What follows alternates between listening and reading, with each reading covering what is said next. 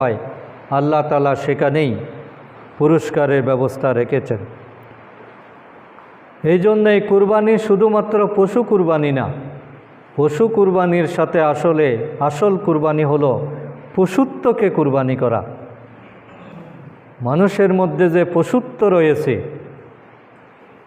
অল্পতেই রেগে যায়, অল্পতেই লোভের মধ্যে পড়ে যায়, অল্পতেই মানুষের ক্ষতি করার চিন্তা করে, নিজের লাভের জন্য হিতাহিত জ্ঞান হারিয়ে ফেলে, জায়েজ নাজায়েজ বৈধ অবৈধ কোনো চিন্তা করে না। এই চিন্তা না করাটা হলো পশুর বৈশিষ্ট্য। একটা পশু যখন জমির ধান খায় তখন সে চিন্তা করে না যে এগুলো আমার কিনা। আরেকটা পশুকে যখন সে আঘাত করে তখন সে বুঝে না যে কী জন্য সে আঘাত করছে। সুতরাং কোনো মানুষ যদি এরকম পশুর আচরণ করে তাহলে তার মধ্যে আর পশুর মধ্যে কোনো পার্থক্য থাকে না। এই জন্য আল্লাহ তাআলা প্রতি বছর পশু কুরবানির মাধ্যমে এটাই শিক্ষা দিতে চান যে পশু রক্ত প্রবাহিত হওয়ার সাথে সাথে আমাদের মধ্যে যে জাহেলিয়াতের চিহ্ন রয়েছে, যে পশুত্ব রয়েছে, যে খোদাদ্রোহিতা রয়েছে, নাফরমানিমূলক যে চিন্তা চেতনা, তাগুতের প্রতি যে ভালোবাসা, এটা যাতে আমরা কুরবানি করে দিই।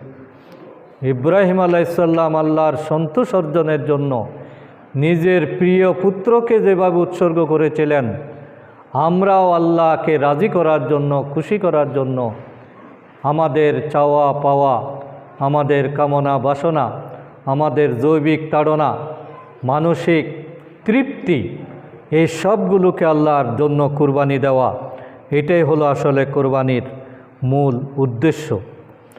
এবং সমস্ত কুরবানি হতে হবে একমাত্র আল্লাহর নামে। আল্লাহ ছাড়া অন্য কোনো নামে যদি কুরবানি করা হয় সেটা খাওয়াটা হারাম। এবং আল্লাহর নাম বাদ দিয়ে কুরবানি করা হলে, কোনো জবে করা হলে সেটাও খাওয়া জায়েজ নেই। আমরা যে ফার্মে মুরগি ক্রয় করি, ওই মুরগি জবে করার সময় যদি জবে কর্তা বিসমিল্লাহ না বলেন তাহলে ওই মুরগি খাওয়াটা আর শূকরের মাংস খাওয়াটাই কি। এবং মুরগি জবে করার সময় 3টা রগ কাটা যাওয়াটা বাধ্যতামূলক।